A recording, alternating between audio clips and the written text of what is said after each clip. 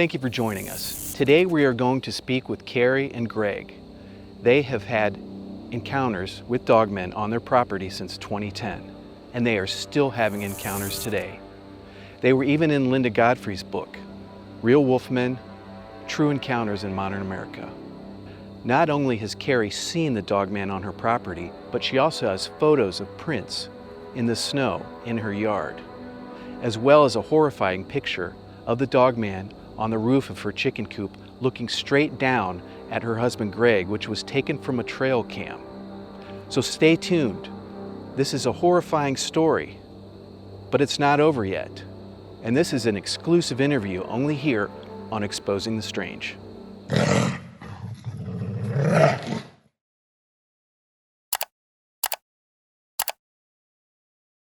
If you have an encounter story that you would like to share regarding cryptids, UFOs, or the paranormal, contact us through our website.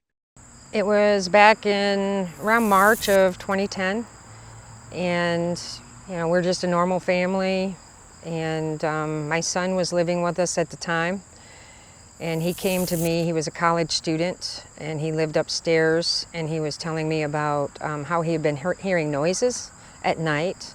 Sometimes he would stay up really late at night while he was studying and working on his papers.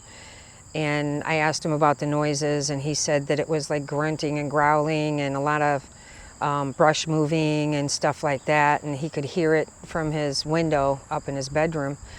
And I just kind of, I don't know, shrugged it off a little bit, thinking, well, it was a deer, it was raccoons, it was, things that we know. So one of the first encounters that I had was early in the morning. I was getting ready for work, and I heard this sound that sounded like a goose outside, and I thought it was one of our geese, because we raised geese at the time. We had ducks and geese and chickens, and so I went outside to check on them to make sure they were okay, and they were okay. And I had 2 dogs at the time, and they were outside with me, but I noticed that they weren't coming with me while I was walking around the yard, and that seemed kind of funny. And then up in the corner of our yard, I started hearing what sounded like a puppy, like a dog that was hurt. And I remembered seeing signs earlier, like the day before, about all these lost pets and stuff, and so I thought it was just like a wounded dog. So I started walking up into the corner of the yard, and it was a very secluded place. It had a lot of bamboo. I couldn't really see, where I heard that the whimpering was coming from. So I was kind of parting a little bit of the bamboo and saying things like, "Here, puppy, puppy, here, puppy, puppy." And then all of a sudden, it's like the whole feeling just changed. And it was like all the hair stood up on my body and the back of my neck. And so all of a sudden this crashing, whatever was in there started crashing through the bamboo, and I could see the bamboo moving, and it let out this just god-awful growl, snarl kind of thing. And I turned around and I ran, and I didn't think I was going to make it to my house. I thought that whatever it was big enough that I was going to be prey, and my husband was going to find the body when he came home, or maybe not find me at all. And I ran into the house, and I can remember I was so terrified that I literally sat down in the corner of my kitchen, and I was not going to come out. I sobbed. I cried harder than I've ever cried before, because I was just I was terrified. I was scared. The next encounter I had was my son woke me up one night. It was about 2 o'clock in the morning, and he said that something had gotten one of our chickens. We had a chicken called Lonely Boy, and he free range, so he was out a lot. And so I got up, and we both had our shotguns and everything, and we came outside because we thought it was a raccoon or something that was hurting, our chicken. And we came outside and saw Lonely Boy across the fence in our neighbor's yard, and he was bashing himself across against the fence, trying to get back over to us because it was dark and he couldn't see the fence. And we were trying to figure out how he even got out there, and we couldn't figure out how he got out there. And So I talked my son, I wish I hadn't have done that now, but I talked my son into raising up the fence so that Lonely Boy could come out and he could get back on our side of the fence. So my son did. And I remember my son saying, Mom, you might want to make sure that the shotgun's, pointed that way, And at this point I thought maybe it was a raccoon or something that got him, or a fox. So he got over to us and he ran behind me. And I remember him, it was very dark, but we had our flashlights on, and I remember him looking up at me like, yeah, no, you're not going to do anything. You're not going to help me. So then he ran up underneath the porch. And me and my son looked at each other like, what the heck was that about? And right at that point, probably about 2 feet over my head was all of a sudden this really low growl. I have never heard a growl like that, especially one coming so far over my head. And we just looked at each other, even though we both had shotguns in our hands, and we just ran into the house. And once we got into the house, it was like all hell broke loose out here. Like there were 2 or 3 of them out here. They were howling, they were snarling, we could hear them. And then I realized that we had a problem. We sat down as a family and tried to discuss it, and tried to think of how we can figure out what this animal is, because at this point, we weren't sure what it was. Do we have a bear? Is it a coyote? What is it? We were trying to figure it out. And probably, we just thought that it was just an animal that we could describe, that we knew, right? Yeah, I don't think we had any clue at that point what was going on. Just no. A lot of noise and something not good. And then it started banging on the side of the house, or they started banging on the side of the house. We would be woken up in the middle of the night, just bam, bam, bam, and usually it was three, bam, bam, bam. So it got to the point where, at first we thought it was neighbors that were messing with us, because we'd only been living here for about 2 years. And then we finally went on the offensive, and we took our guns out with us. We were actually, walking around with, AR-15s, because we're like, we're not messing around. What is this thing?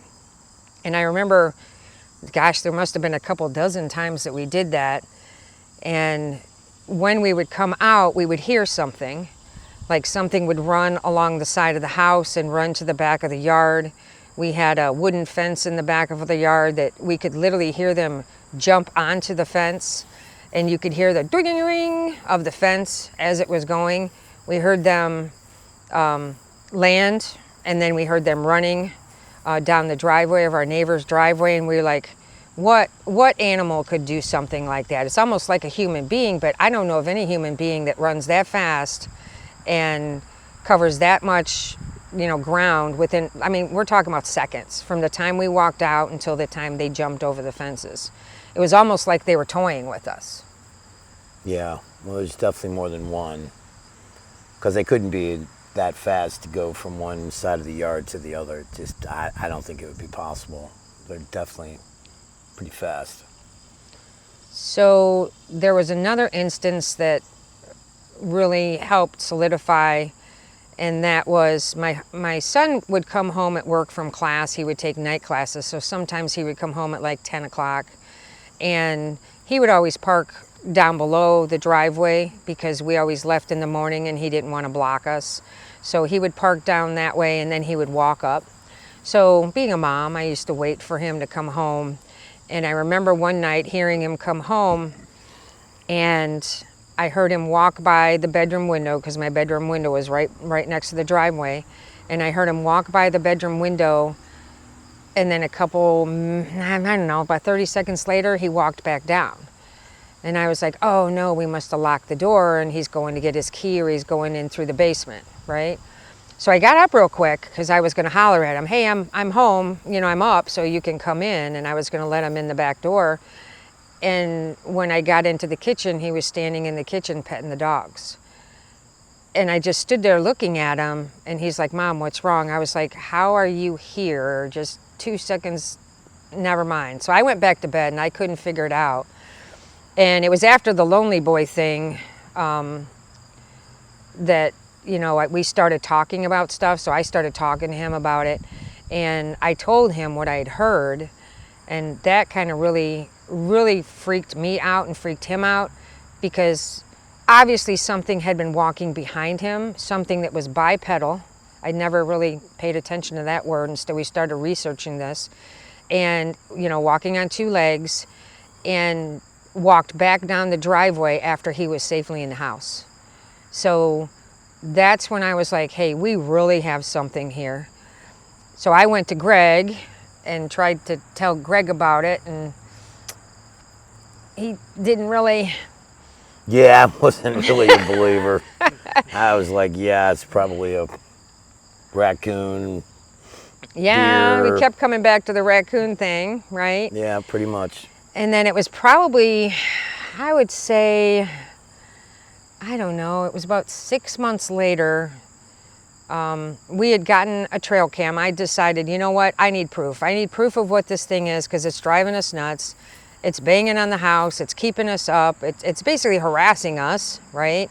And we were all on edge. And you know, as a family, we were kind of, you know, almost fighting with each other about this thing and not knowing what it was. So I said, I'm getting a trail cam. So I started setting the trail cam up around the yard.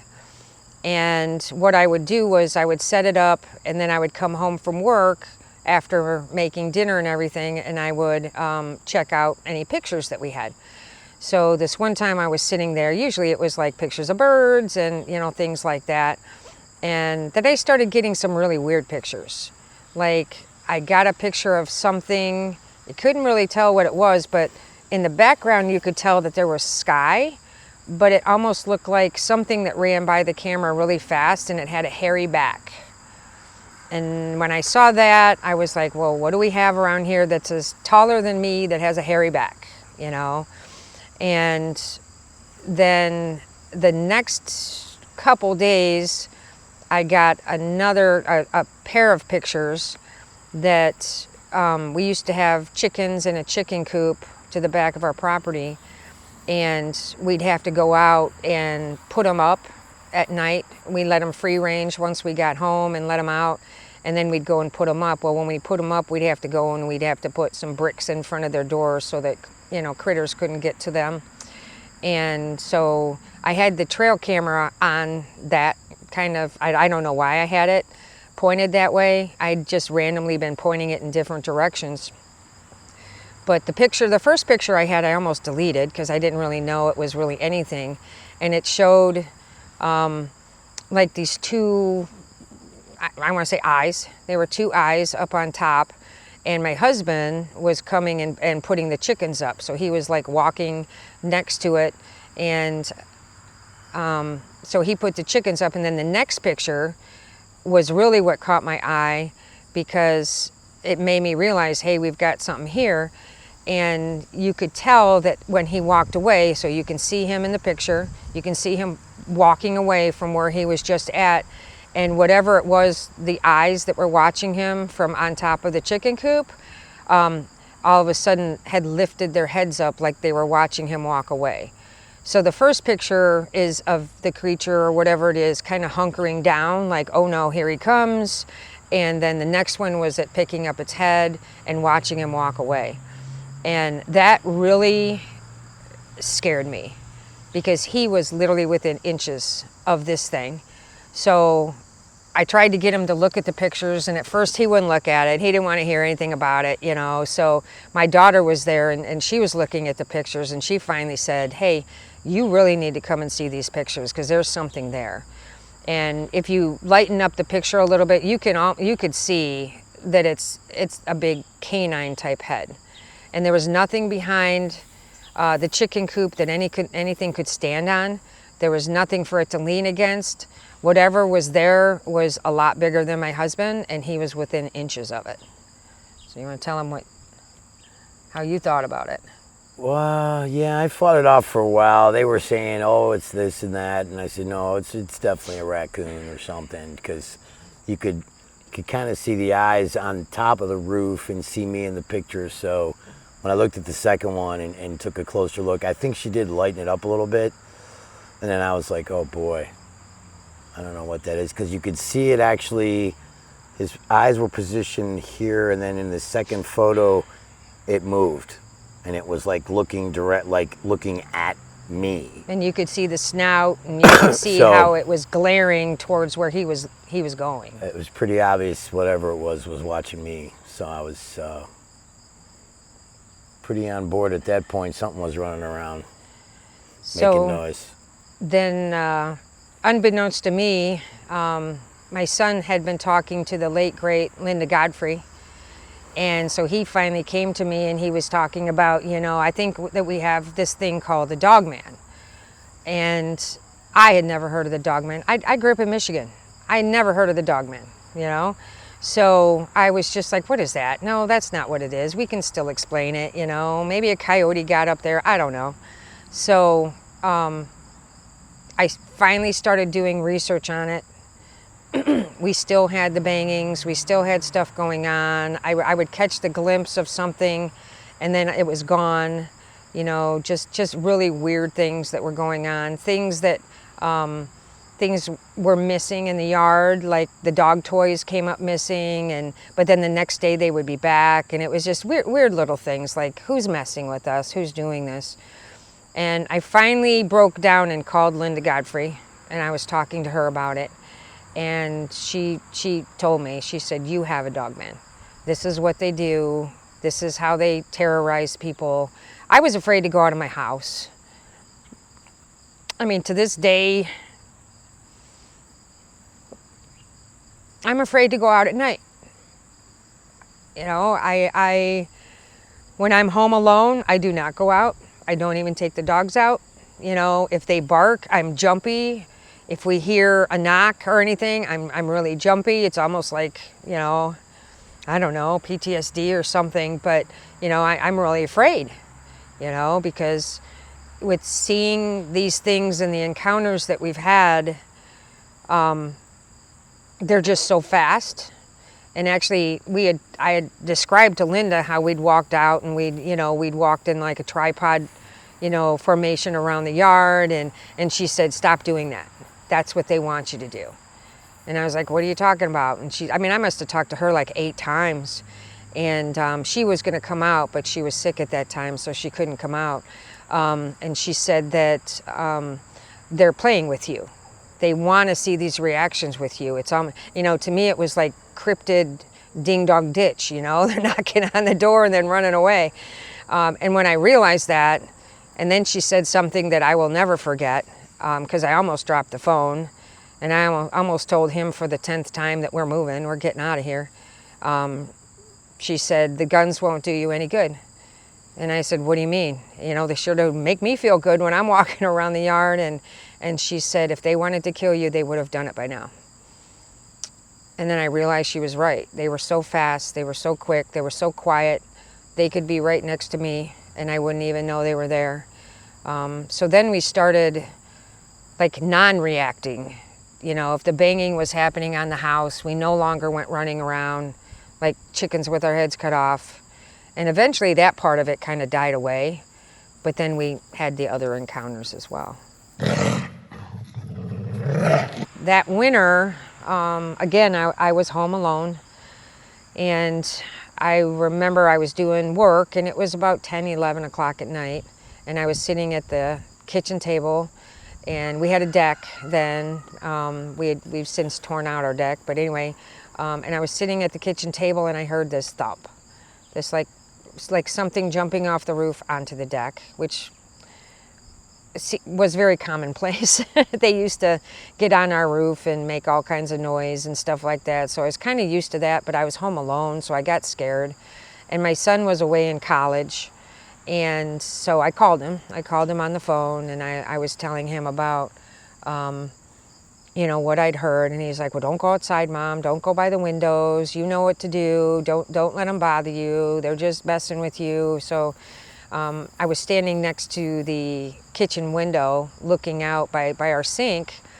And that night I remember very distinctly, we had just had a snowfall. So it was beautiful out, and I don't know whether it was a full moon, but if it wasn't, it was very clear. It was almost like daylight. I could see daylight. And I could see into the neighbor's drive. And as I'm talking to my son, I'm like watching something that I thought was a man, and it was running back and forth in the driveway. But the way it was running, it was like it was reaching down and trying to catch something, like something was running from it.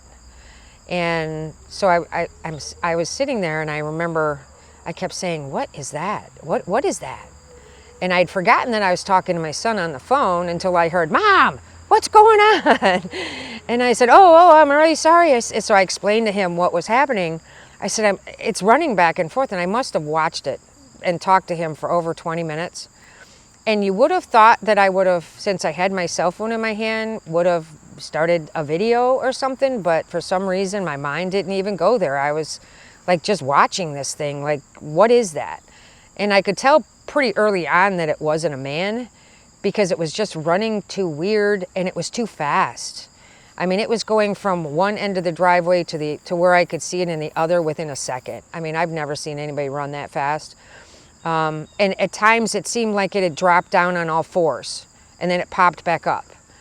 And so my son's like, "Mom, don't go outside, don't go outside." So finally it went away, and so I went to bed, and it was probably, I think it was about midnight.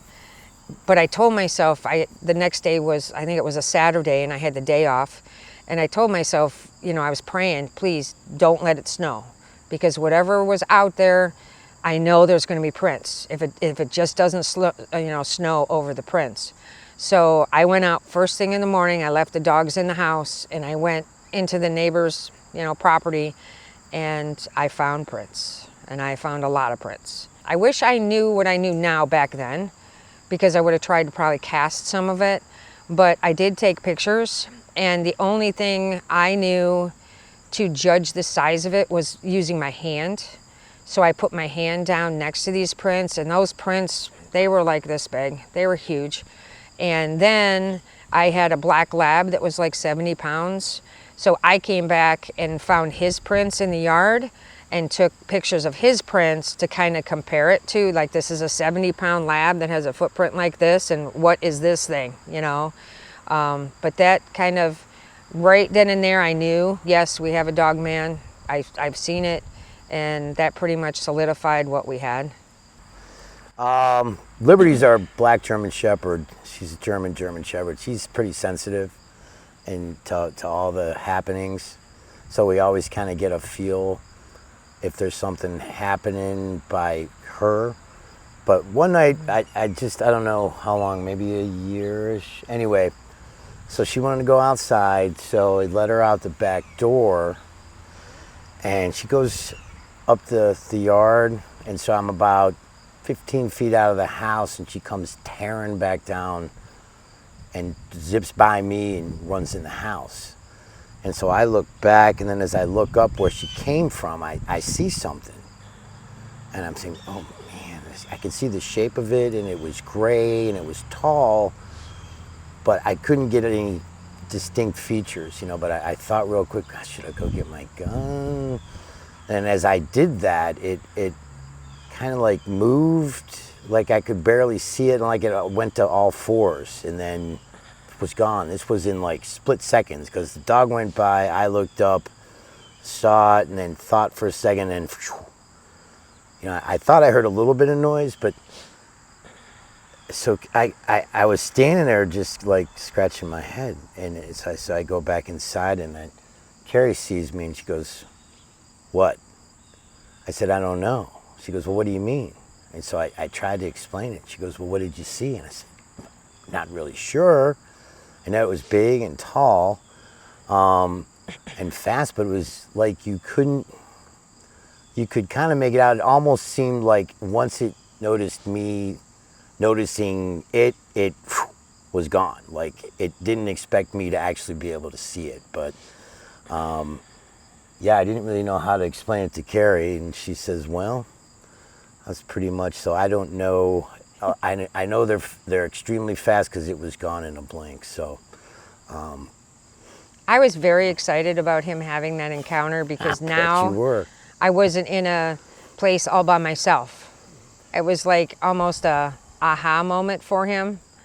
So I think that was the beginning of when he really started to realize that, hey, we've got something that's kind of coming around, and I don't know, it was just scary. Couldn't really be a Very naysayer scary. too much longer after that, because that was pretty clear it wasn't our neighbor standing up there. Yeah, so. we actually had, me and Greg and Drew, my son, we actually had conversations about who the werewolf was in the neighborhood. You know, we couldn't figure it, you know. And then again, my son and I were doing all kinds of research and hearing all these other things that, you know, similar to what we were going on. So that helped me a little bit, because I really thought I was losing my mind. You know, it was just very scary. And for the longest time, over 10 years really, other than some close friends, we really didn't talk about it. We didn't, you know, want people to think we were those people that, you know, that had a screw loose or anything. So it's just probably within the last 5 years that we've come out with telling our stories. And we've got a lot of them. All right, so I'm gonna show you my Jeep. I'll show you the first print that I ever noticed, and it's right over here. It's right there. And if you see, you can't rub it off. I've waxed it. I've put all kinds of cleaning supplies on there. You can see where the palm is. You can see it's a whole lot bigger than my hand, or a whole lot smaller than my hand. You can see there's 5 digits, and then the palm. So that was the first one I saw. So there is it's kind of, it's better if it's cloudy a little bit, because it's kind of bright. So I'll put my shadow here, so if you can see this, there's actually 2 prints here that are kind of overlaid onto themselves that I noticed. So there's these, and again, they won't come off no matter what I do. But it's like you can see my fingerprints leave markings, but then I can wipe them off. These ones, I can't wipe off. They will not wipe off. So when I first noticed them, I noticed that they were real greasy, and I tried, you know, wiping stuff off, and it was like a real thick kind of grease. So I don't know what they have on their hands, but it doesn't do well with my paint on my Jeep or the plastic. But then here's a bunch of them here. Oh, yeah. And you can see the handprint, and then I'm going to open the door when you get a...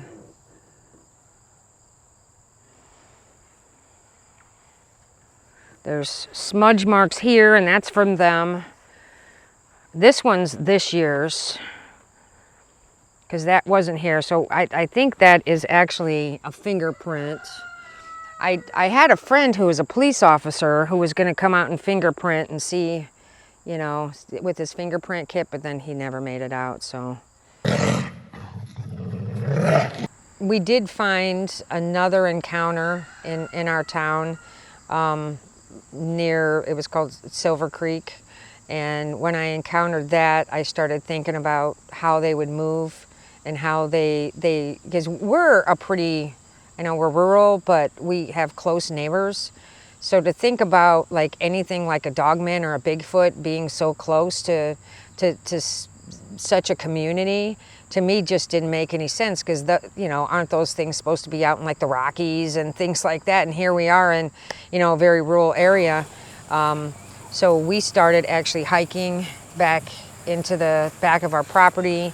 At one point I did find some footprints, and I did cast them, but then I broke the cast, so I was new at that. So, but you know, I think that they use a lot of the trees.